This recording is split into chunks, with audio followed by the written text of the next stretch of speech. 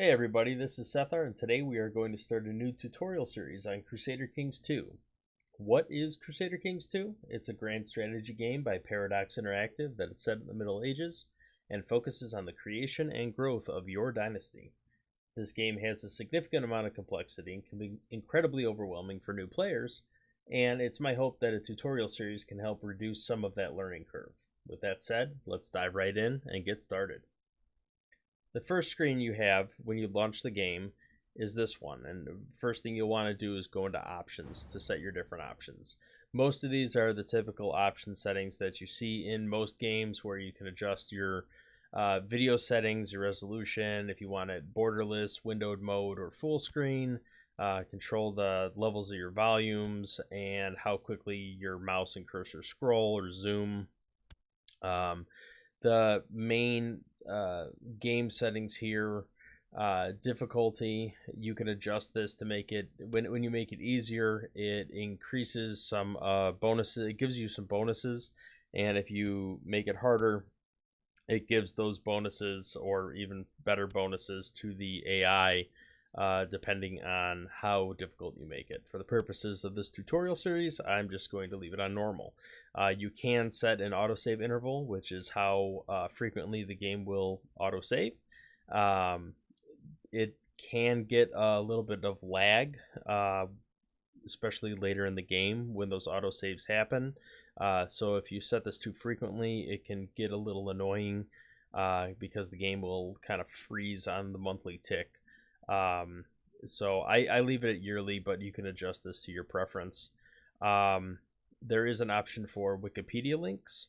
When you start the game at a historical bookmark or a specific era, there's characters that existed, historical figures that existed during those times, that will actually link to their Wikipedia article, so you can learn more about that particular character. You can disable that if you want. It is up to you. So we're going to start a single player game, and we're going to start a new game. The first screen you see here when you're starting a new game is you're choosing your starting era. So any game that you start of Crusader Kings 2 spans from as early as 769 AD all the way to 1453 AD. So you can start the game at different points along that timeline. The earlier you start the game, the less developed things are, the less provinces and different counties are developed, the less troops everybody has, the less land everybody has. And as you progress into these higher eras, you're essentially starting a game where different areas have been developed already to more of a historical landmark, the way it was at that time. If you want a very open-ended game, and you want the game to you want to be able to shape the world, as it were, at your discretion, you would want to start at the earliest possible timeline, so that your actions can have the most influence and the most opportunity to manipulate the world around you through your development of your territories and alliances and dynasties and all that good stuff. So it's really up to you when you want to start, but this will the early Middle Ages will have the best opportunity, the longest time you'll be able to play a campaign. So for the sake of this tutorial, I'm going to just click on High Middle Ages, and what you have here are interesting characters during that time. So you can either click on one of these characters and learn a little more about them, and then start the game as them, or you can have a custom game set up. Pretty much these people are like William the Conqueror here, were famous during this particular era, and it gives you the opportunity to play as kind of these famous historical figures. I'm going to do a custom game setup so we can dig a little more into game setup. If you don't want to start at a bookmarked date or bookmarked kind of campaign here, you can just start. I'm going to click on William the Conqueror bookmark real quick. You can be selective in where you want to start, how you want to start, who you want to play as, and you could pretty much play anybody in the entire map, anybody in the world as it existed during that time. The main thing that you want to pay attention to here is, you can either select a bookmark date over here, and then there's a list of interesting characters for each bookmark, or you can go along the timeline here. You can change the date, the year, and you can choose a character on your own. Right now it starts off by default in the terrain map mode. You can click on realms to kind of get a picture of what different realms existed at that time and what state that realm was in, what territories they owned. And really what it comes down to is when you're selecting what character you want to start as, you have 3 different map modes here on the top. You have kings, dukes, and counts. Kings are the kind of top tier, well, not top tier, emperors are, but for the sake of starting off, the king is the top tier in this bookmark. You can look at what territory they own. You can click on their different territories. You see over on the right, it shows you a little shortcut picture of that person, and it gives you a little bit of an idea of how difficult it's going to be to play the character. If the red line is toward the skull and crossbones, that means it's going to be pretty hard, and closer to the pacifier means that it's going to be fairly simple to play that character. You can also go down a level. You can go to dukes, and you could start off as a duke, or you can go down to counts and start off as a count. I will talk a little more about the differences between emperors, kings, dukes, and counts. But for the sake of this first episode, just know that you can toggle between them, see who's a king in this time frame, who's a duke in this time frame, and then select them and choose to play as them. You can also look at different religious map mode. You can look at a religious map mode to see the different religions. This is helpful if you want to play a particular religion. You can make sure that you start with a character that is a member of one of these religions. There's also a culture map mode as well as a government map mode. You can play as different government types. Feudal is probably the most common and the most familiar. There's also nomadic, tribal, ikta, and there is monastic feudal way over here. So what I'm going to do is I am going to pick, I'm going to go to King, I'm going to pick William the Conqueror, and we are going to get started here. When you hit play, you get a bunch of different game rules. These rules modify how the game handles certain things. Some of them are due to expansions. You can see the expansion name that brought this particular feature functionality into the game in blue. The Reaper's Dew is responsible for major epidemics and minor epidemics. Jade Dragon covers Chinese invasions, etc., etc. So if you can see at the top, it says Iron Mode enabled. Some of these modify just more of a preference as to how the game plays. One example of that is Shattered Retreat. You can turn it on or off. It really, those ones come down to personal preference. And if you notice when I toggle it on or off, nothing changes here. It stays an Iron Man. I can still enable achievements. Or I can still get achievements. Some of these significantly change the way that the game operates. And if you change them, it will cause the game to disable achievements. So pretty much you have to be an Iron Man in order to earn achievements. And if your plan is to play a game to achieve a particular achievement on Steam, you definitely want to make sure that you have your Iron Mode enabled and your achievements are enabled. for the sake of you, if I explained all this stuff in the very first episode, there's no way you would understand it. So just know that all these different settings, and we'll talk in detail as the tutorial series goes on, all these different settings can be individually set and modified as you're creating the game. If you create a particular set of rules that you frequently want to go back to, or you know, you have these particular preferences, like I don't like Shadow Retreat, I'm going to turn it off, and I'm always going to have it off when I play a game. You can set up a particular rule set the way you like it, and then you can opt to save the rule. You get 4 different slots here that you can save the rule into, and then when you get to the screen on a new game, you can just go to load rules and load one of those slots. So as you see, when I mouse over slot 0 where I save the rule, it shows me exactly what settings are turned on, off, or otherwise modified. So I can load rules, I can hit slot 0, and it'll load all those settings. So let's go ahead and start the game. I'm just going to leave it with its default name.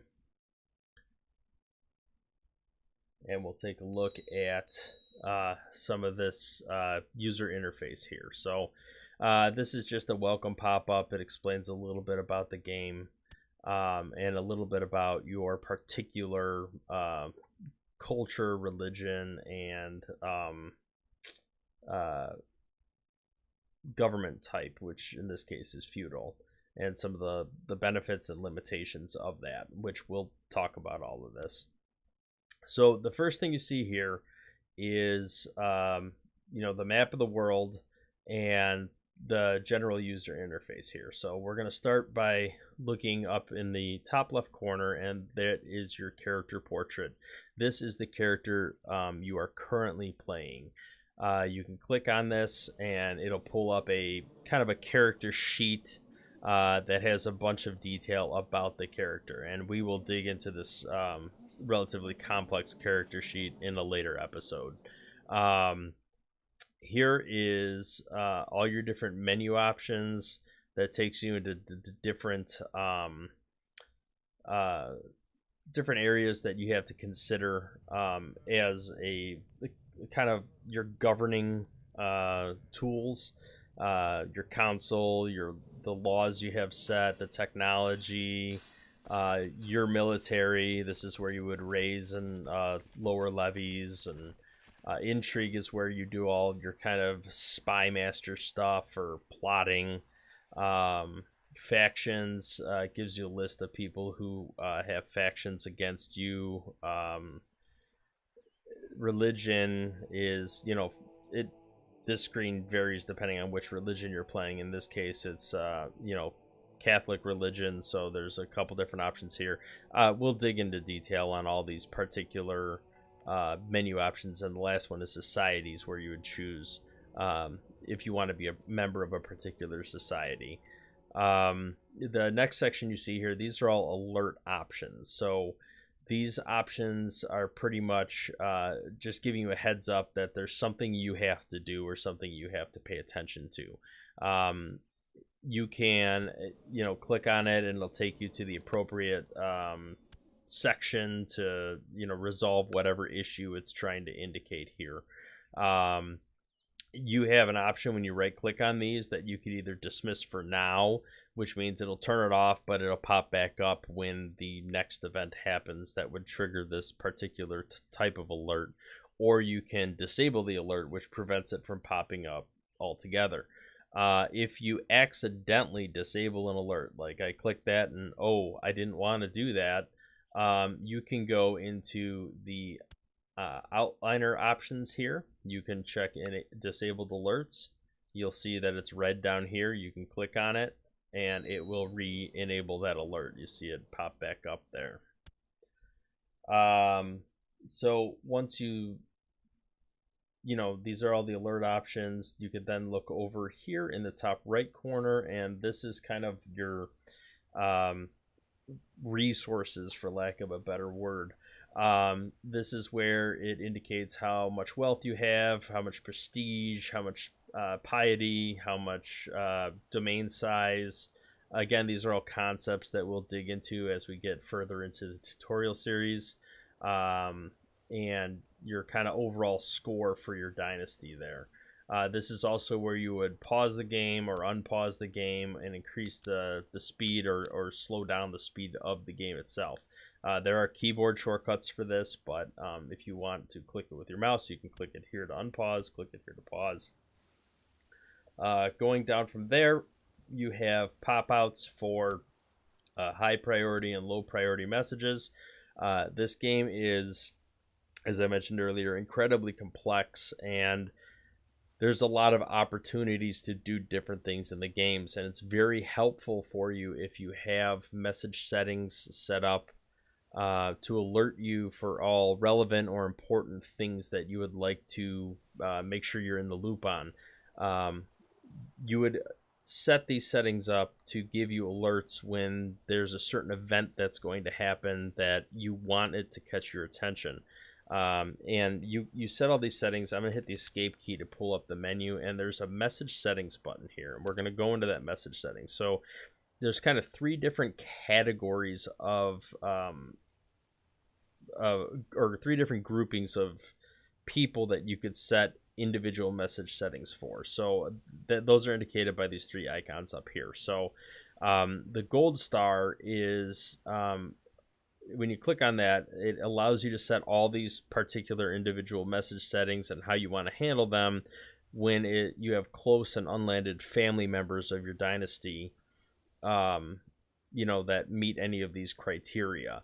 The silver star allows you to set message setting pop-up options for characters that you set as special interest, and we'll talk more about that later, but essentially any character in the game that you interact with, you can set them as special interest if you kind of want to keep an eye on them, and you could set up custom settings for anybody that you set a special interest.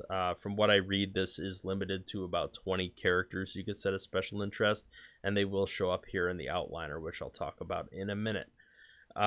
This last button is message settings for everybody else that doesn't meet those two criteria. So I'm going to click here, and we're going to look at our message settings for close and unlanded family members. Here's where you could kind of choose your different options. And I'm not going to go through all of these options. Just know that there's pretty much a selection for any possible notification that you could have pop up.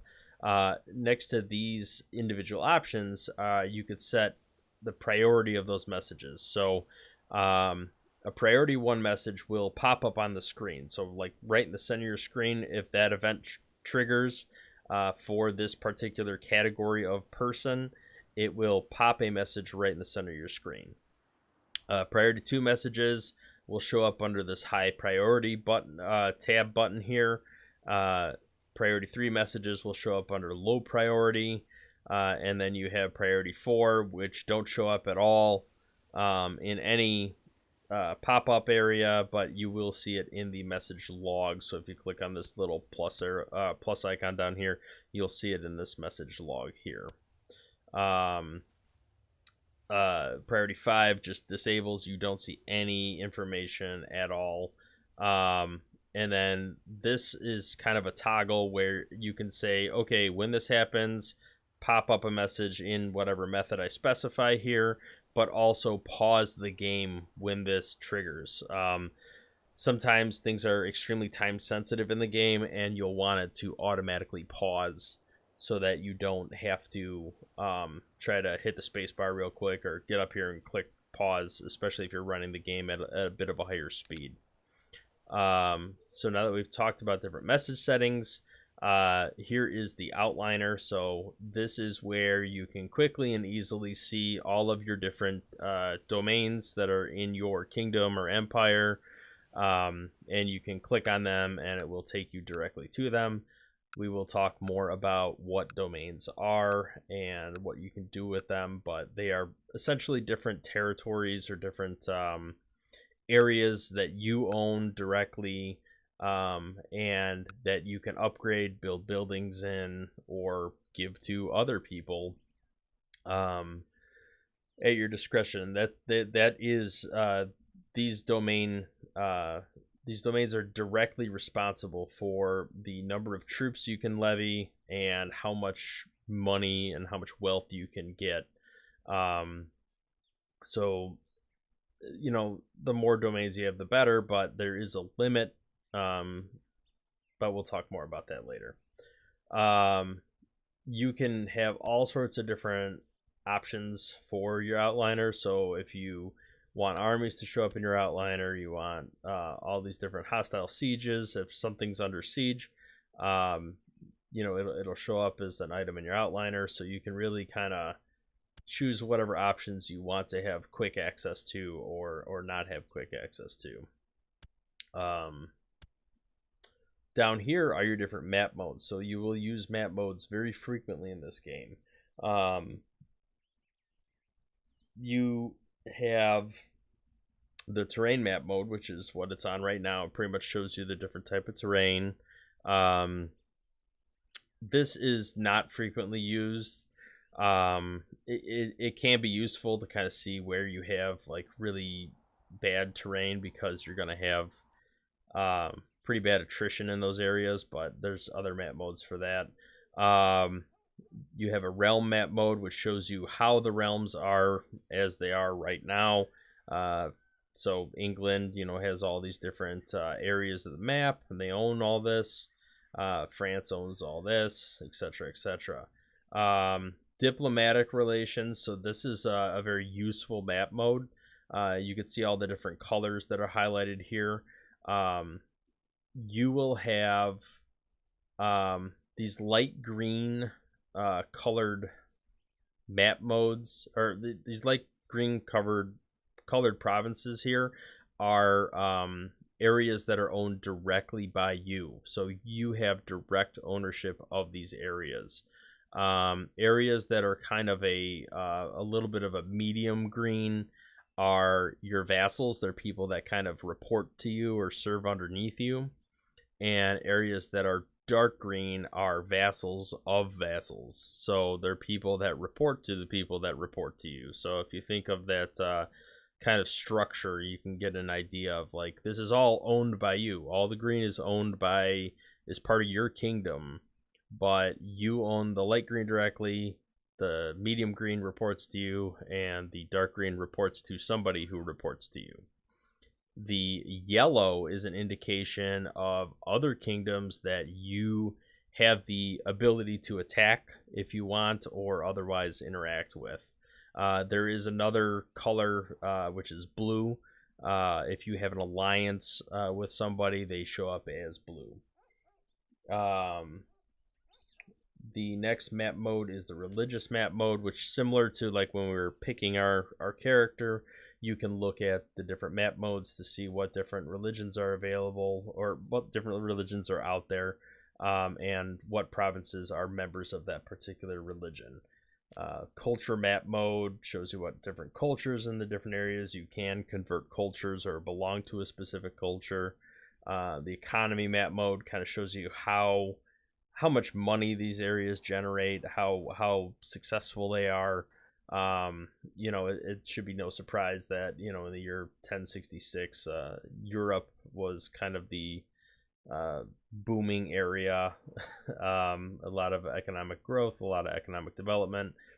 De jure duchies, kingdoms, and empires. These different map modes here show you like what is the historical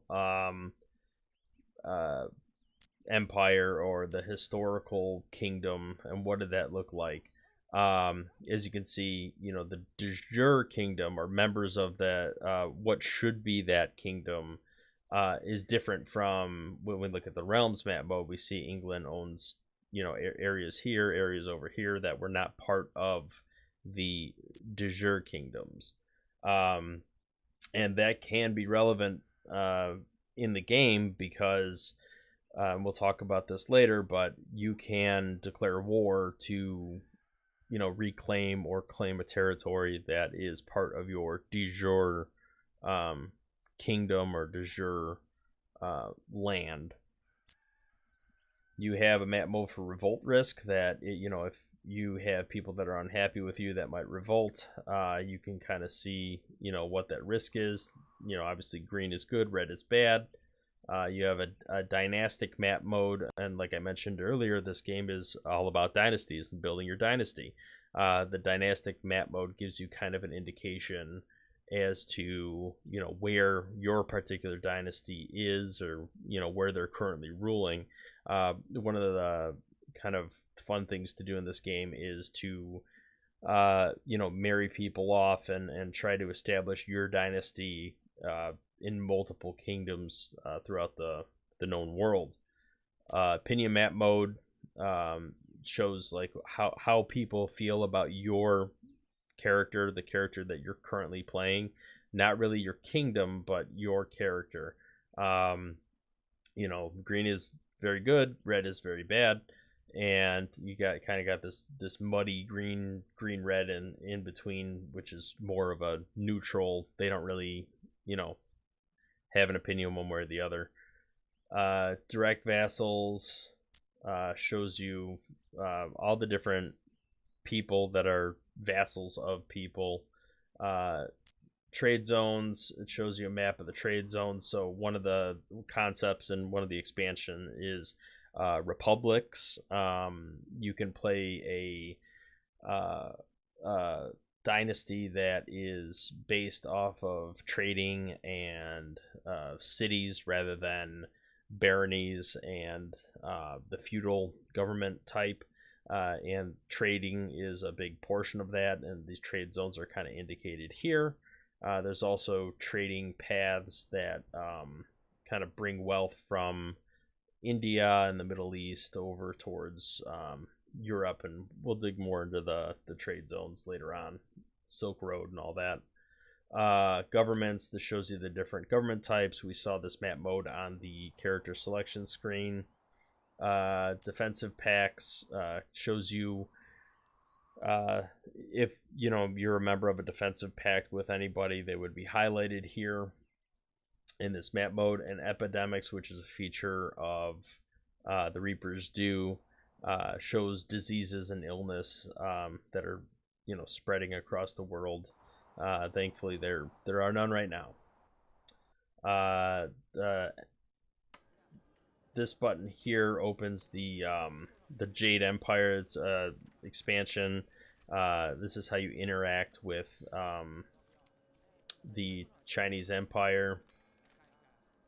We'll dig more into that later. And then these, you could drag any of these map modes down to here, and if there's a particular set of like 5 different map modes that you use, you can toggle between them quickly and easily here. These last couple things down here, you can zoom in to the map. You can find characters. This is going to be used very, very frequently, and this is kind of how the game has hundreds of thousands of characters, and they change over time as people are born, people die, and this provides you an easy interface to kind of filter and find particular people that might meet your criteria. If you want a new counselor, or you want to find a new wife, or want to find somebody to marry your child, you would use all of this to easily filter people with particular traits, or particular members of a particular religion, or any of that particular stats. You could use it all through this find characters interface. So this is a very useful tool. You will use it a lot. There's a find title or region. This is where you would search for a particular territory or title. If you want to find a particular, where's England, or where's this province, you would just type in the name, it would highlight it, and you'd be able to find it easy. So let's just do Moray real quick here. So I want to find Moray. All right, here, the Duchy of Moray, the County of Moray. Oh, there it is. I can find it real easy there. This takes you back to your home province, which is where you are. By the way, it's might be worth mentioning here. If you see all these little shield icons, the very large shields are the kings, the kind of medium-sized shields are the dukes, and the tiny shields are the counts. So it's a quick, easy graphical representation of, kings, dukes, counts, and emperors are the really, really big ones. The ledger, which we'll talk about at a later episode, is a very detailed ledger that outlines all of the different things that are going on throughout the game. It's pretty much has all the necessary statistics or relevant information you might want to know about a particular realm, about a particular character. It's very detailed, very complex, and it's very useful information sometimes when you're making a decision. And then you have the main menu and a chronicle. Chronicle is like a kind of like a role-playing piece where it generates a chronicle, a history of your dynasty as you progress throughout the game. So that is kind of the interface and how you start the game.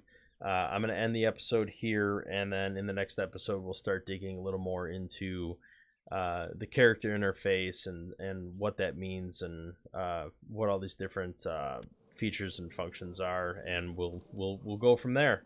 So I hope you found this first episode informative, and I will see you in the next one.